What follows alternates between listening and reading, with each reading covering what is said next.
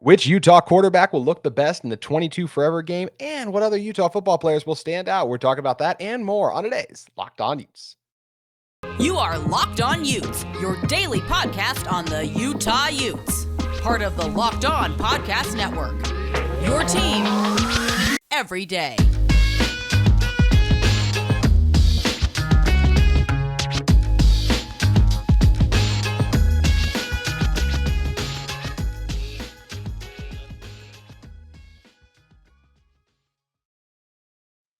Hello, everyone, and thank you for making Locked On Utes your first listen every single day. We are available on all platforms, including YouTube. On today's show, we're going to be diving into the breakout players for Utah spring ball. But of course, we got to start with the quarterbacks. We're going to talk about how each of the main quarterbacks for this Utah football team are going to do in the 22 forever game, which is finally here tomorrow, Saturday. Gets underway at 12 o'clock. And in order to help me break all that down, it's friend of the show and ESPN 700's Porter Larsen. And Porter, when you're talking about the quarterbacks, first of all, I think Andy Ludwig said something really interesting yesterday. He said the biggest thing he's looking for out of the quarterbacks in his final week of practice, and also relating that to in the spring game, he wants to see decision making and repetitive accuracy. I think being up on campus just for the limited amount of practice, I think the word repetitive is really good because we have seen like an accurate throw, but then it's followed by an inaccurate throw or a miss. So I think it makes a lot of sense they want to see repetitive accuracy. But overall, there's look, the main three quarterbacks we're going to see for this Utah football team, at least we think, because Nate Johnson did participate in the Tuesday media availability we saw, so we expect him to go. He's missed some time due to an injury, but I expect Brandon Rose, Bryson Barnes, and Nate Johnson to get the majority of what we see, and it will be interesting to see. So much of spring ball was supposed to be Brandon Rose versus Nate Johnson. The injury kind of changed that a little bit, so now it seems like it might be Brandon versus Bryson, and when it comes down to that, look, just going off of everything we've heard, I expect Brandon Rose to look like the best Utah quarterback. It's what all the coaches have said. It's surprising they have alluded to a little bit of separation multiple times, but I expect Brandon Rose to be the one to make good decisions and be the guy who shows repetitive accuracy at least better than his two counterparts competing for the job. Yeah, well, you mentioned the injury kind of changes things, right? Hmm. You went into this spring thinking that was the main storyline, and then you don't necessarily see a whole bunch of Nate Johnson. But I also think we already kind of know what Nate brings to the table. He does need Hmm. to make some ground in, as you mentioned, kind of the details of the offense, Yep. right? And the repetitive stuff, the consistency. We know what he brings with his athleticism, his speed, his ability to make things happen outside of the pocket. But yeah, we need to see him get the ball downfield. We need to see him be really consistent and accurate with some of the intermediate throws, right? And with Brandon, and this is what Kyle and the staff have really liked about the last couple of weeks. It's about getting really comfortable in the offense. He can make the throws. He's got a good deep ball. He can really throw the football. He's got some zip on it as well. So for him, it's about becoming comfortable in Andy's offense and the timing in the pre-snap stuff. And by all accounts, over the course of the last week, especially, and really Tuesday's practice after that, when we got a chance to chat with Kyle, that's where Brandon has improved in the last couple of weeks, and that's the only reason, as you said, they've alluded to a little bit of some distance being made, and maybe him taking hold of that backup job because he's gotten comfortable with the offense, and when you attach that to what we already know about his ability to throw the football, that's what might give him an edge. Now, going into the spring game, uh, Bryson Barnes has been a productive contributor in this system for 2 years now. So I think he's going to have some things to say. He's going to want to put on a performance. He's going to want to go out and show that he's still right there in that backup role. And don't forget about the guy who's gone out and won you football games in Pac-12 football before, right? I think Bryson's going to kind of want to prove some things. Now, he's not a guy who really ever goes out there trying to compete with the guy next to him. He's a real consummate teammate, but with all the talk being about these new quarterbacks, I'm sure he wants to go and put on a good performance.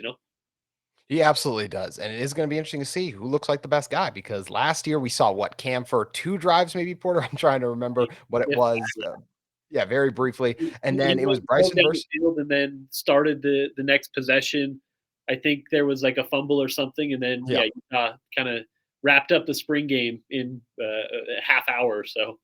Yeah, it was definitely a quick one for sure. I remember Bryson had a nice run last year too. I think he did look a little bit better than Jaquindon did, if my memory serves me Yeah, correctly in that one. It was interesting because that battle wasn't, we made so much about it. It wasn't really decided until going into fall camp. I still remember that like there was a scrimmage. Kyle Whittingham said, "We will decide it after this." And then after that, he said, "Bryson Barnes is our backup quarterback." And it's interesting, as we've talked about a couple times now, that Brandon Rose, he's already alluded to being the guy because he just wasn't doing that last year. So it does speak to the confidence they have in Brandon Rose. But Bryson is a guy that, as you said, has won this team Pac-12 games. He's a guy who's been in a quarterback competition before. And we heard Brandon Rose, it sounded like he had the better practice overall on Tuesday. The best throw we saw as a media group on Tuesday was from Bryson Barnes hitting Devon Vele for what would have been a 30-plus yard touchdown in the down the right sideline, basically. So Bryson's the kind of guy who's been in these game type of settings before, and it will be interesting to see. I do, like I said, I think Brandon's ready for this, especially in this kind of like scrimmage hybrid thing where it's not a real game, obviously, but it's about as close as you're going to get outside of that since you're at least playing in Rice Eccles in front of fans. Where I do feel like Brandon's going to be the guy who looks a little bit better, but I think this is definitely still going to be close because, as you said, we have seen Bryson make plays inside Rice Eccles before.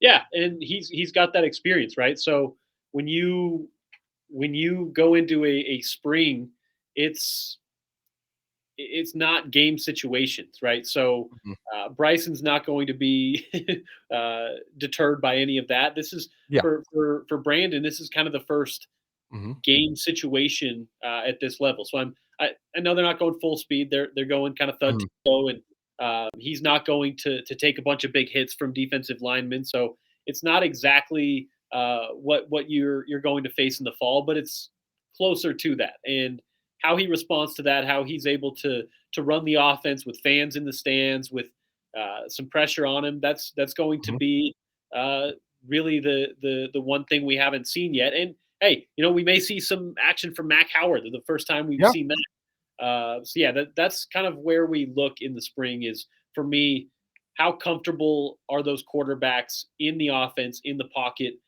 looking at those progressions as they go along, right? Your second, third options.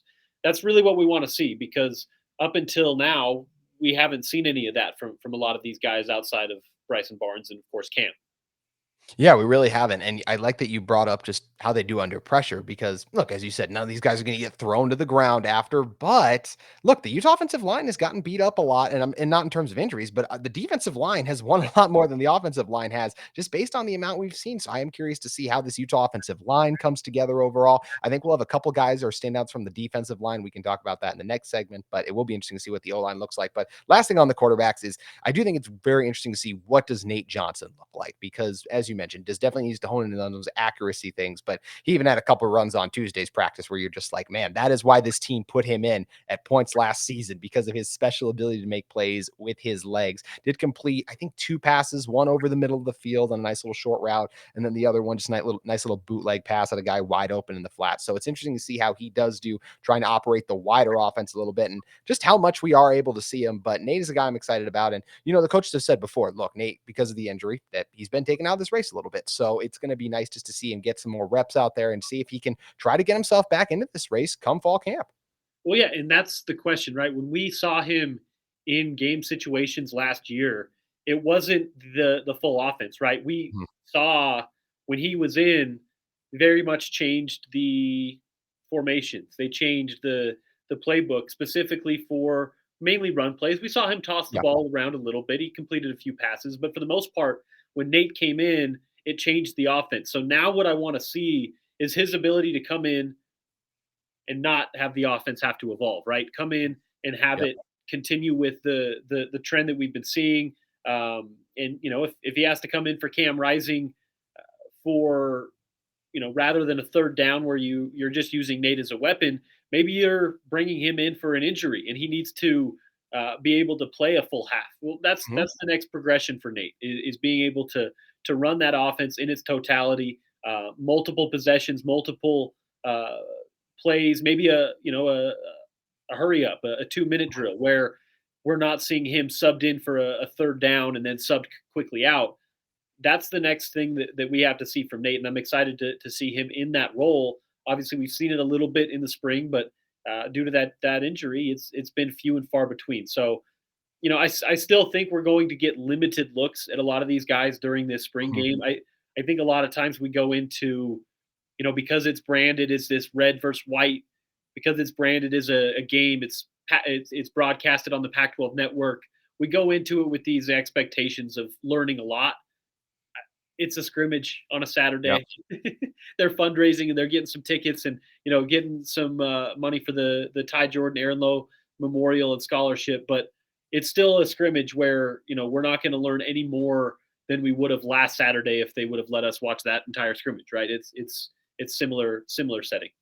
Absolutely. I think that is a great point. And it is cool that there are so many other things going on outside of the game to help benefit the University of Utah and other aspects as well overall. We're going to continue to talk about the Utah football program and the 22 Forever game coming up this Saturday in a second. But first, I want to talk to you guys about our friends at Built Bar. Something exciting is coming to built.com on April 22nd. I don't have all the details yet, but the excitement is real and something you won't want to miss. If you know how Built works, they have the most incredible protein bars in the world and they do amazing flavor drops with unreal flavors in limited quality. So mark your calendars and head to built.com on Saturday, April 22nd to be one of the first to discover what all the hype is about. I can't wait to see what this new flavor is. Make sure you use promo code locked on 15. That's all caps locked on 15 and you'll get 15% off your order. So make sure you guys head over to built.com once again on April 22nd to see what their new flavor they're going to be unveiling is. And Porter, speaking of new, I think that's one thing that's exciting about the Utah football game is you get to see some new players and new guys step up for the first time. And I guess, well, some of these guys we're going to talk about in a second that they've gotten to play a little bit, but this is the first time they're really going to be out on the field in their role. I think about spring ball winners from last season. You look at what Devon Vele did in so many situations. Makai Cope had that impressive one-hander. We got our first look at a guy in Jalen Glover, which was fun to see. I think the guy people are going to be coming out talking about spring game. It's always rare. It's always risky when you talk about a defensive player for this, just because of the physicality of the game, as we already talked about. But I think Justin Medlock has just been a guy who's been flying all over the field. And I think he's really going to pop on Saturday and get people really excited about this linebacker room heading into the 2023 season. Well, yeah, I mean, you hear his name pretty much every time we talk to a defensive coach up on the Mhm. hill. Every time Kyle is asked to talk about the linebacker room, right? He may not be a player that you see every down next year, right? Just because of how many bodies are in that linebacker room. You already have Lander Barton, who by all accounts has taken steps and has really solidified himself Yes.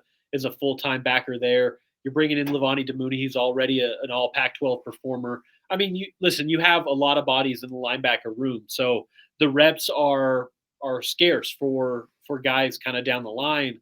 But Justin Medlock's kind of forcing his hand in that Mhm. regard because every time he's given an opportunity, he's making plays and he's making plays on the ball. Right when you can do that in coverage, that kind of forces, especially a team like Utah in Morgan Scalley, who sometimes likes to put 7, 8 guys out on the field who can cover, who have a lot of speed, who can do multiple things. Justin Medlock is kind of forcing his hand in getting out on the field and getting reps in that regard. And yeah, no, I'm excited to see what he can do. Which, as you mentioned, the physicality a little bit limited in spring Yeah. ball, but he's been really good in coverage. He's been making plays Mhm. on the ball on the back end. So yeah, excited to see him. I'm sure, in the secondary. Excited to see what Miles Battle can do. We hear that he's been a good addition to that backside, as well as a few other guys that are new faces in the secondary, which are being added to Cole Mhm. Bishop, Sione Vaki, Nate Ritchie back from his mission. So the defensive side of the ball is exciting for a number of reasons, even without maybe being able to play up to their physicality level at the line of scrimmage on Saturday. Yeah, it's definitely been one of the strengths of this Utah team is watching the defense fly around and be able to make those plays. And as I said, I think Justin's going to be the guy who will be the standout player. Who would be your pick for the standout player for the spring game? Yeah, I mean, if you want to, I think you got to look at offense for standout Yeah. players in the spring game, even though uh, the defense has been probably better this spring, right? By how it sounded in a lot of the media availabilities, the defense has gotten the better of the offense in most situations. Now, I think this defense is going to be a top 10 type unit in college football this year. I Yep. really do. They're we talk about it throughout the process on this podcast. They they had a little bit of a lull in the early parts of last year, right? So Mhm. when you look at their numbers, they're still top 30, top 25 defense in the country all of last season. More so, they kind of came on at the end. This year, with the personnel they're bringing back, with the recruits they're bringing in, with the transfers they're bringing in, and obviously you bring back Nate Ritchie is more depth in the back end. Um, I think this is a unit that could be back to that elite status, top 5, top 10 in the country in a lot of those categories. So, you know, it's hard to single out a player on the defensive side when I yeah. just think that unit is going to be so good. So yes, I look at Brandon, but I also I want to see how Jalen Glover looks in this Mhm. spring, because I've heard a lot about him in the course of these spring practices, and once we get to media availabilities, JT, you know this, they're kind of done with a lot of that portion where you get a good look at the running backs, right? They're going through some of the quick tempo stuff, the 2-minute Yep. offense, the no huddle drills, and it's two hand touch with the running backs. Yep. I want to see Jalen Glover, his physicality, what he can do with a lot of reps, because I think he's going to be taking over what Tavion's role was early parts of Yep. the season when he was available as that bell cow back. While of course you still have Mekhi Bernard, you still have a decent share of other guys in that room who can do kind of the multitude of stuff. Jalen's going to be the guy that gets 15, 20 handoffs a game, and I'm excited to see what he can do with the ball in his hands and with a good defense opposing him as well. I'm really excited to see that too, and that is a great point because, man, as you said at the end, it is two-hand touch. You hear him yelling for guys to stay up. Someone always inevitably gets knocked out and everything, but it is just a different vibe. So I think it will be great to see those guys going full go, running around, flying around out there. A couple of the other guys I expect to stand out. I do think Devon Vele. Look, he's made a number of plays already. We know what he did in the spring game last year, but I still think he's going to be a guy that people are going to go back after these games are over and they'll be like, "Wow, I can't believe how good Devon was." Then Junior Tafuna is another guy. The physicality we talked about a little bit in these games, always a little questionable, but I do think Tafuna is going to be a game wrecker up front, and he's been a number of times during spring ball already. I like that you already mentioned Miles Battle as well. And then Elijah Davis is another guy. The very first rep we saw of Tuesday's practice was Elijah Davis, really good coverage on Devon Vele. So I think Elijah's another guy too who's going to be able to fly out there and make some plays. But the other fun thing about the spring game, because you touched on Jalen Glover, and of course it was his first year last year. You can see the physical transformation he's made, but that's what's one of the fun things about this is we get our first look at some of these guys. And as we know, the 2023 recruiting class for the Utah team was loaded with talent. So we're going to get our first look at Spencer Fano out there. And I just like offensive line. Sometimes it's hard to stand out. And we talked about the ups and downs in the unit. So I don't know if as many people will be talking about Spencer Fano, obviously, but I think at some point, just like Mekhi Cope made that incredible one-hander last year, I don't know if he's going to make this type of play, but there's going to be some kind of move or just some kind of momentum play. I just feel like in this spring game, a momentum play is a weird thing to say during a spring game, but either way, I think Mikey Matthews is going to do something that's going to get the crowd excited, Porter. He's just such a dynamic athlete, right? And Mhm. he's one of those players that he's so talented. You get him the ball in space, and he's going to make one of those plays, like you mentioned, that just kind of a wow factor, right? He's that kind of athlete. Not He's not Britton Covey, but you've heard coaches, when asked about Mikey Matthews, mention Britton Covey for a reason, right? He's able to kind of electrify and in tight spaces, get out of some tight situations. He's a player who, yeah, I'm looking for. You get him the ball in space, fun things happen, and sometimes he'll lose 3-4 yards after the catch, but that's part of having some of those athletes that can get out of those tight situations, make things happen in the screen, the maybe you hand him the ball off on those jet sweeps.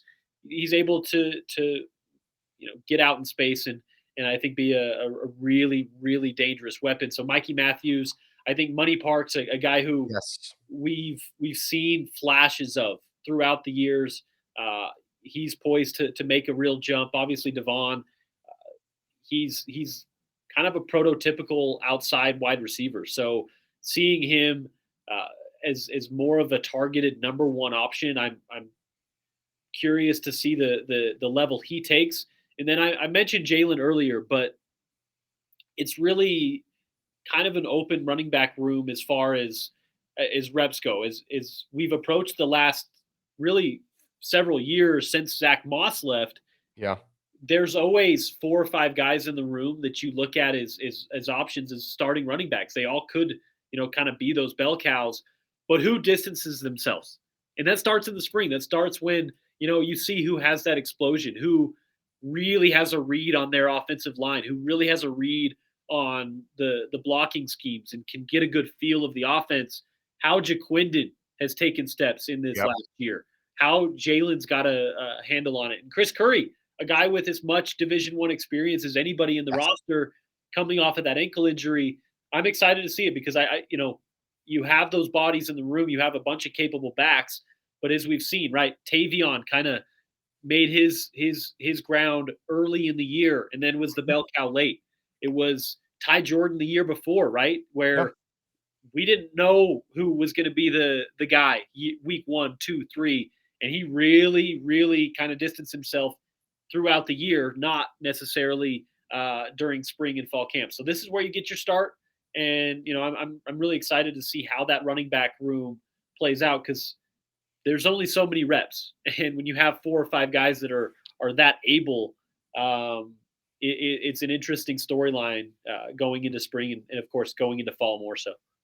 It is going to be a very interesting storyline to monitor during the spring game, and as you talked about, especially once fall camp gets going. That's the weird thing about this, obviously, is we talk about all these position battles and everything, and then it just goes dormant for the next few months because guys are just in off-season mode. They're doing their workouts and everything like that. Or I should say, not off-season mode, because summer workouts are not really the off-season. Those are high intense workouts, but not on the field, obviously. So, Porter, last thing before we get out here, I think the most interesting thing to look at from this game standpoint, in a way, is what is Kyle Whittingham looking to see out of his team. And I think if we're narrowing it down to 3 things, I think number one is what we talked about a little bit already. I do think he wants to just see who's going to look like the best Utah quarterback amongst his group. I also think he wants to see how this offensive line is going to gel overall. And I think third would be seeing the receivers. They've talked about it a little bit, how they might be looking into the portal a little bit. So I think they would love to see a couple of their receivers step up because, look, just in general, we've talked about how solid the defense is. I really think the 3 biggest questions that this Utah staff and team really needs to look at and answer are on the offensive side of the ball.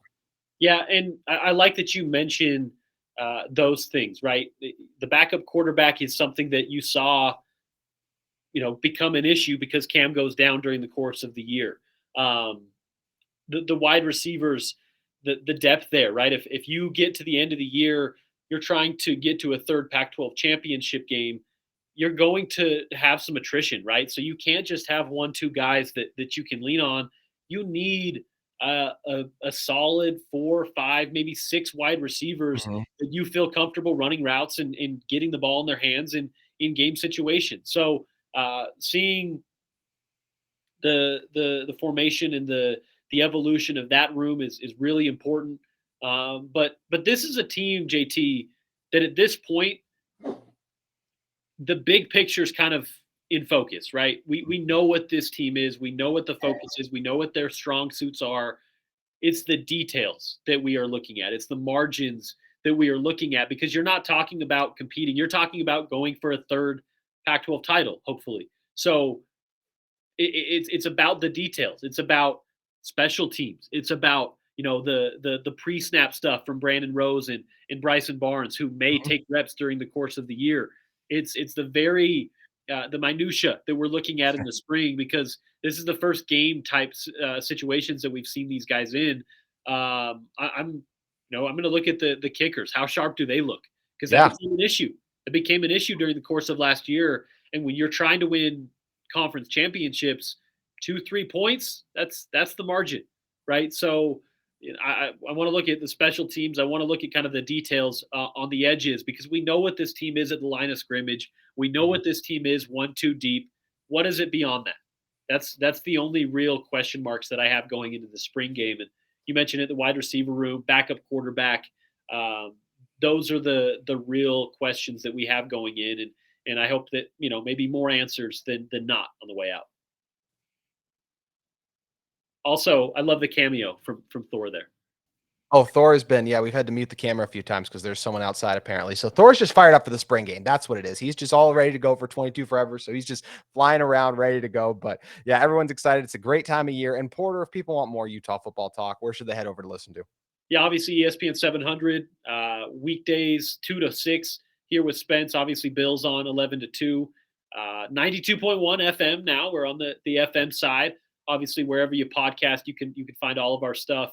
And then coverage of Utah sports. Right, we'll be on air for the spring game. Kind of our usual Saturday programming. The golf show, Sports Saturday, will be up there live from the tailgate area. I'll be up there before the game for some pregame stuff with James and the crew, 10 a.m. or so. And then noon, Bill and Scott Mitchell will take over from Inside Rice Eccles, and we'll have the coverage there and online at ESPN700sports.com. And we'll go from there. It'll be fun to see how it all plays out. Make sure you guys tune in to ESPN 700 for the game. Also, thank you guys for making Locked On Utes your first listen every single day. But if you're in the market for a second listen every day, we recommend you check out Locked On's NFL Mock Draft Special. It's here and it's bigger than ever. Follow along all 32 teams' first pick in a 6-episode ultimate mock draft experience only Locked On can deliver. All episodes are available now on Locked On NFL Draft on YouTube and wherever you get your podcast. Porter, appreciate you for joining us. Thanks, JT. All right, you guys enjoy the game this weekend. Utah 22 forever. We'll be back reacting to everything that happens in the game and have an outstanding weekend. And as always, go Utes.